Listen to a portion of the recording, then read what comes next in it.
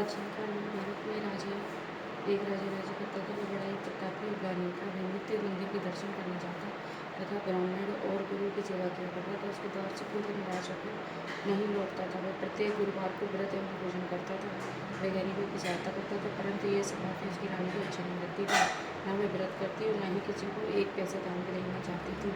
राजा से भी ऐसे ही करने को मना किया करती थी। एक समय राजा शिकार खेलने महल को गए हुए थे। घर में रानी और दासी थी। उस समय गुरु बृहस्पति देव एक साधु का रूप धारण करके राजा के दरवाजे पर भिक्षा मांगने आए तथा भिक्षा मांगी तो राजा कहने लगी, हे साधु महाराज, मैं इस दान और पुण्य से गंगा आ रही हूँ। मेरे तो घर का कार्य समाप्त नहीं होता। इस कार्य के लिए तो मेरे पति देवी बहुत हैं। आप ऐसी कृपा करें कि ये सब धन नष्ट हो जाए तथा मैं आराम से रह सकूँ। साधु बोले, हे देवी, तुम तो बड़ी विचित्र हो। संतान और धन से कोई दुखी नहीं होता। इसको तो सभी चाहते हैं। पापी भी पुत्र और धन की इच्छा रखता है।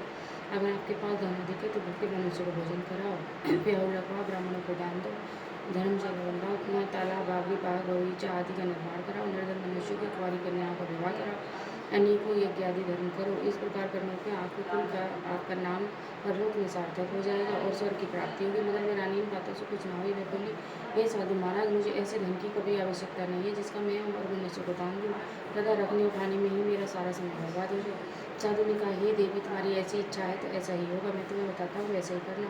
बृहस्पतिवार के दिन घर को गोबर से लीपना, अपने केशों को धोना, केशों को धोते समय स्नान करना, राजा से कहना कि हजामत बनवाए, भोजन में मांस मुद्रा खाना, कपड़े धोबी के अंदर में डालना। इस प्रकार 7 बृहस्पतिवार करते ही तुम्हारा सारा धन नष्ट हो जाएगा। ऐसा कहकर वह साधु महाराज वहाँ से अंतर्ध्यान हो गए। रानी ने साधु के कहे अनुसार वैसा ही किया। 3 बृहस्पतिवार ही बीते थे। उनका सम्मत जन नष्ट हो गया और वे भोजन के लिए दोनों समय तरसने लगे, सांसारिक भोगों से दुखी रहने लगे। तब वह राजा रानी से कहने लगा कि रानी, तुम यहाँ पर रहो, मैं दूसरे देश को जाता हूँ, क्योंकि यहाँ पर मुझे सभी मनुष्य जानते हैं, इसलिए कोई ऐसा कार्य भी नहीं कर सकता। देश चोरी प्रदेश की गोरा करे। ऐसा कहकर राजा प्रदेश चला गया। वह जंगल जाता, लकड़ी काट कर लाता तथा शहर में बेचता। इस तरह जीवन व्यतीत करने लगा।